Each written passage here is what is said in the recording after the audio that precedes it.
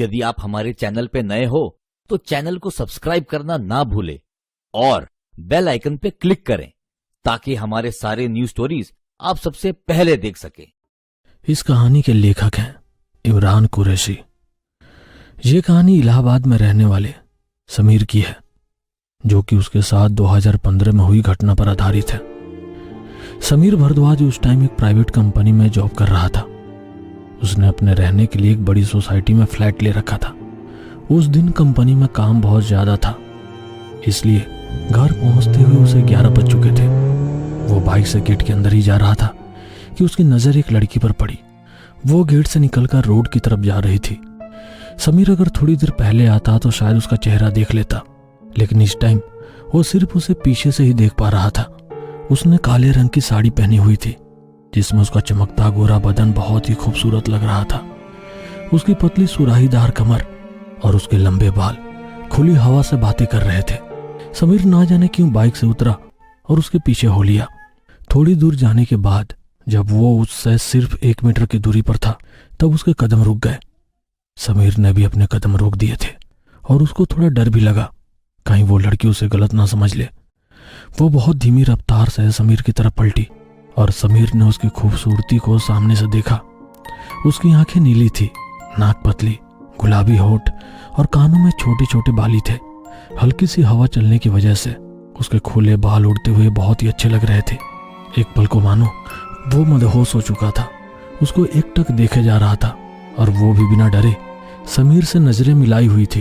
क्या आप मेरा पीछा कर रहे हैं? जी नहीं, ऐसा नहीं है। तो फिर आप रुक क्यों गए? अपने रास्ते जाइए। सुनकर वो थोड़ा हिचकिचाया और उसके थोड़ी करीब जाकर बोला, असल में आप जिस बिल्डिंग के गेट से निकल कर आ रही है ना, मैं वहीं रहता हूँ। सुनकर वो थोड़ा समीर के करीब आई। असल में मुझे एक कमरे की जरूरत है, लेकिन वहाँ गई तो उन्होंने मुझे कमरा देने से ही मना कर दिया। उन्होंने कमरा ना देने की वजह बताई? मेरे पास मेरा कोई आईडी प्रूफ नहीं है ना, यही वजह थी। यह सुनकर समीर को अजीब लगना चाहिए था, कुछ सोचना चाहिए था, लेकिन पता नहीं उस टाइम उसके दिमाग पर क्या जादू सा हो गया था। उसकी खूबसूरती और मदहोश कर देने वाली बदन के आगे वो कुछ भी सोचने समझने के लायक नहीं बचा था। आप मेरे साथ चलिए, हो सकता है मैं आपके कुछ काम आ सकूं। ये सुनकर वो समीर के साथ फिर से सोसाइटी की तरफ चल दी। चलते चलते भी समीर की नजर बार बार उसके बदन पर जा रही थी, जो कि मदहोश कर देने वाला था। आज पहली बार ऐसा हुआ कि जब वो हॉस्टल पहुंचा तो रिसेप्शन पर बैठा आदमी कुछ नहीं बोला। उसने उसकी तरफ देखा तो वो लड़की को देख रहा था। ऐसा लग रहा था कि वो कुछ पूछने वाला है, लेकिन उसके मुंह से आवाज नहीं निकल रही। समीर ने फ्लैट के दरवाजे पर पहुंचकर अपनी जेब से की निकाली और लॉक खोला। फिर दरवाजा खोलकर उसे अंदर आने के लिए कहते हुए अंदर कदम बढ़ाया। वो भी समीर के पीछे कमरे में एंट्री कर रही थी कि दरवाजे के पास दीवार पर लगी फोटो अचानक से जमीन पर गिर गई और उसने एक चीख मारकर अपने कदम रोक लिए। समीर ने पलट कर देखा तो वो उस फोटो से थोड़ा दूर खड़ी थी और बहुत डरी हुई लग रही थी। अरे, सिर्फ एक फोटो गिरने की आवाज से तुम इतना क्यों डर गई? कहते हुए उसने जमीन पर पड़ा फोटो फ्रेम उठाया। ये फोटो गणेश जी की थी, जिसे वो हमेशा दीवार पर लगा कर रखता था। समीर ने उसको उठाकर चूमा और फिर देखा कि उसका शीशा टूट चुका है, तो उसने उसको ले जाकर स्टोर रूम में रख दिया, ये सोचकर कि शीशा जुड़वाकर फिर से इसको दीवार पर लगा देगा। वो अभी भी चौखट पर ही रुकी हुई थी। अरे, आप अंदर आइए ना। सुनकर उसने खुद को संभाला और कमरे के अंदर आ गई। समीर अभी भी हैरान था कि एक फोटो के गिरने पर ये इतना अनकंफर्टेबल कैसे हो गई। समीर ने उसको हॉल के सोफे पर बिठाया और पीने के लिए पानी देकर खुद भी उसके सामने बैठ गया। मैं आज खाना बाहर से ही खा कर आया हूँ, क्या तुम्हारे लिए कुछ बना दूं? सुनकर उसने पानी का गिलास टेबल पर रखा और कहा, जी नहीं, मैंने भी यहाँ आने से पहले एक ढाबे पर खाना खा लिया था। आपका नाम क्या है? अवंतिका। उसने धीमी आवाज में कहा। मेरा नाम समीर है। अगर आपको भूख लगे तो आप कभी भी किचन में जाकर कुछ खाने के लिए बना लेना। इस पर वो मुस्कुराई और बोली, आपका मतलब है कि मैं यहाँ पर आपके साथ रह सकती हूँ?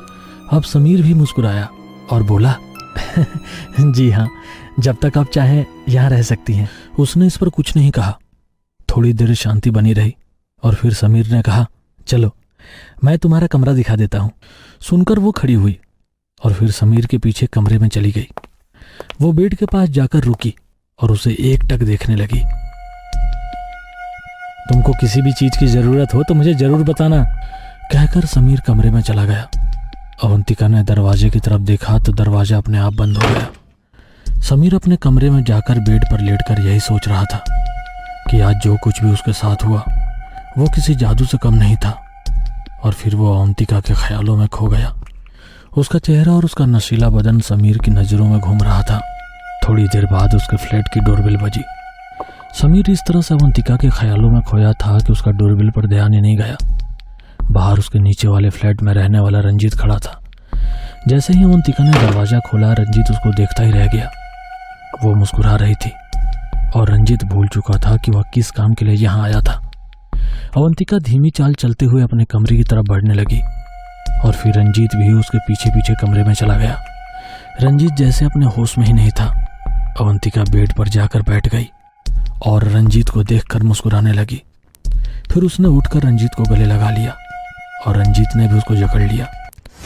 अचानक उसको महसूस हुआ कि उसकी कमर पर कुछ चाकू जैसा बहुत तेजी से चुभ रहा है। फिर वह झटके के साथ अवंतिका से अलग हुआ और जब उसने अवंतिका को देखा तो डर के मारे उसकी रूह कांप उठी। अवंतिका की आंखें लाल अंगारों की जैसी चमक रही थी।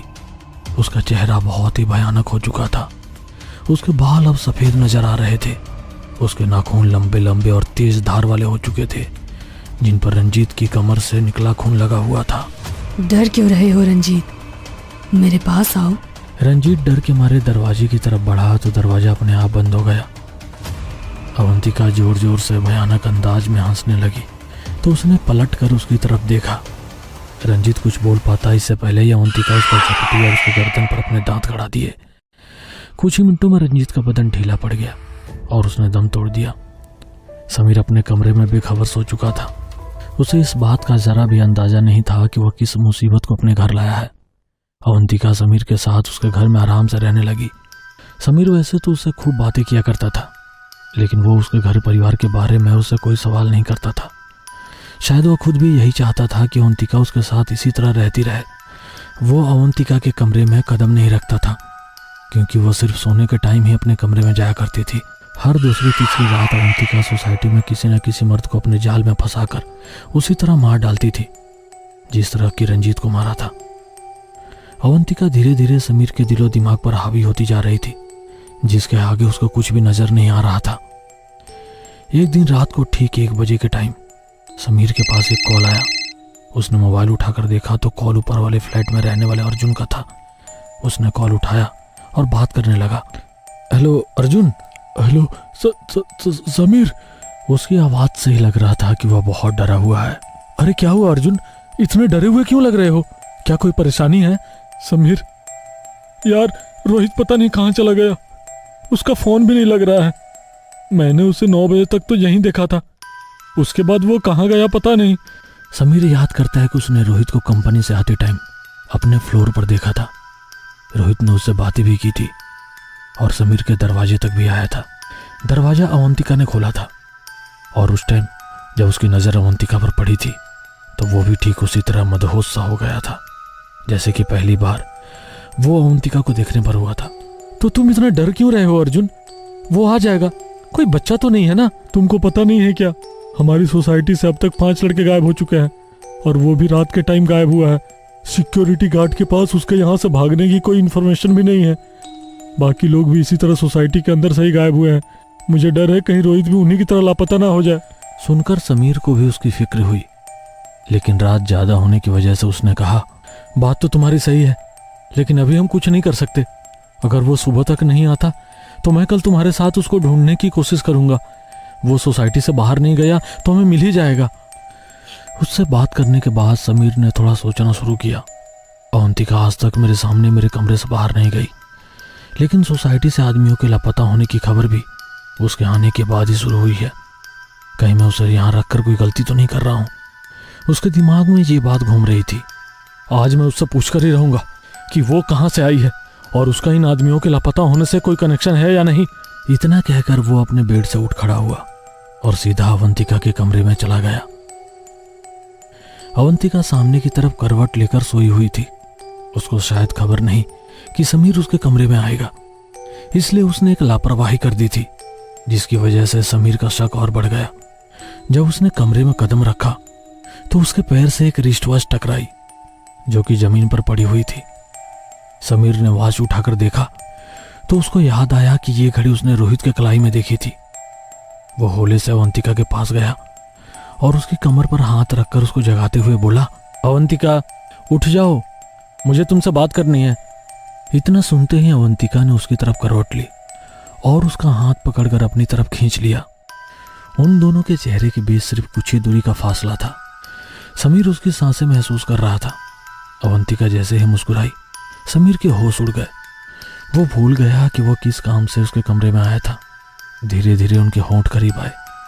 सुबह समीर की आंख खुली तो उसने खुद को अवंतिका के बेड पर देखा।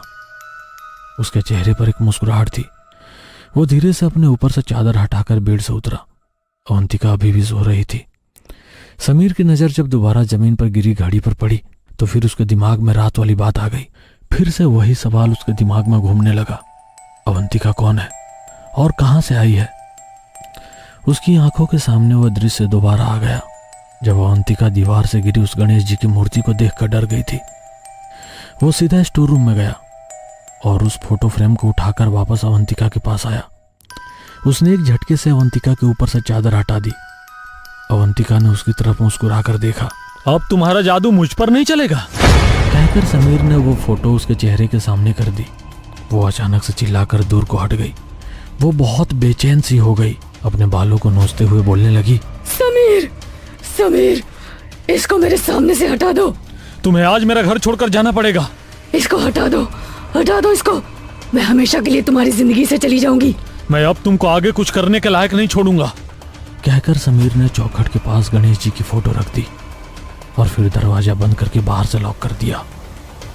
मुझे बहुत जल्दी किसी पंडित को बुलाना होगा, कहकर वो बिना किसी को बताए पास ही के मंदिर में गया और वहां के पंडित जी को जाकर सब कुछ बताया। पंडित जी ने समीर को गले में डालने के लिए एक माला दी और कहा, जब तक ये तुम्हारे गले में है वो तुमको कोई नुकसान नहीं पहुंचाएगी, यहां तक कि तुम्हारे आसपास भी नहीं घूमेगी। आज रात मैं तुम्हारे घर आकर एक क्रिया करूंगा और उसको भस्म कर दूंगा। समीर ने वो माला पहन ली और फिर अपने घर वापस आ गया। उसने देखा कि सब कुछ शांत है और अपनी जगह पर है। फिर वह धीरे धीरे उस कमरे की तरफ गया जहां उसने अवंतिका को बंद किया था।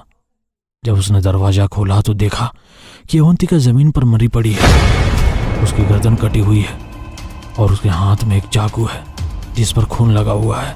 उसने ये भी देखा कि उस कमरे की खिड़की खुली हुई है जो कि वो बंद छोड़कर गया था। अवंतिका की आंखें खुली हुई थी। मरने के बाद भी उसके चेहरे पर मुस्कान नजर आ रही थी। समीर वहीं जमीन पर बैठ गया और सोच में डूब गया। उसको समझ नहीं आ रहा था कि आगे क्या करेगा। इसी तरह उसको सोच में डूबे हुए कितने घंटे गुजर गए इसका उसे अंदाजा भी नहीं था। जब उसके कानों में डोरबेल की आवाज आई तो उसने हड़बड़ाकर घड़ी की तरफ देखा। ठीक 9 बजे थे। उसने जाकर दरवाजा खोला तो देखा कि वही पंडित जी दरवाजे पर खड़े हैं। कहाँ है वो? मैं उसको जिस कमरे में बंद करके गया था वो वहीं पर है, कहकर समीर पंडित जी को उस कमरे में लेकर गया।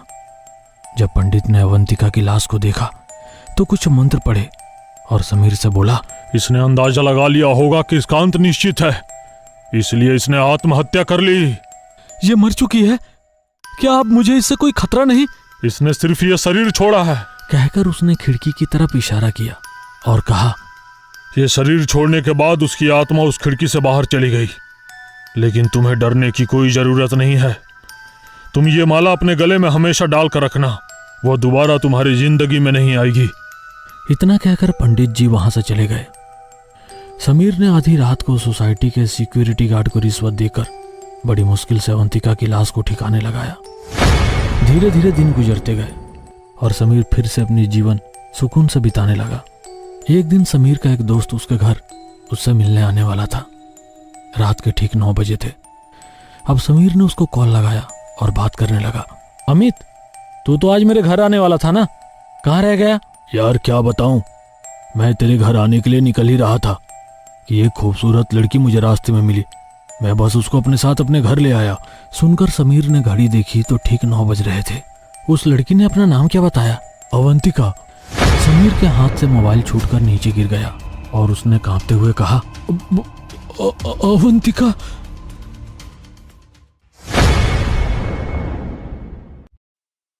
यदि आप हमारे चैनल पे नए हो तो चैनल को सब्सक्राइब करना ना भूले और बेल आइकन पे क्लिक करें ताकि हमारे सारे न्यूज स्टोरीज आप सबसे पहले देख सके।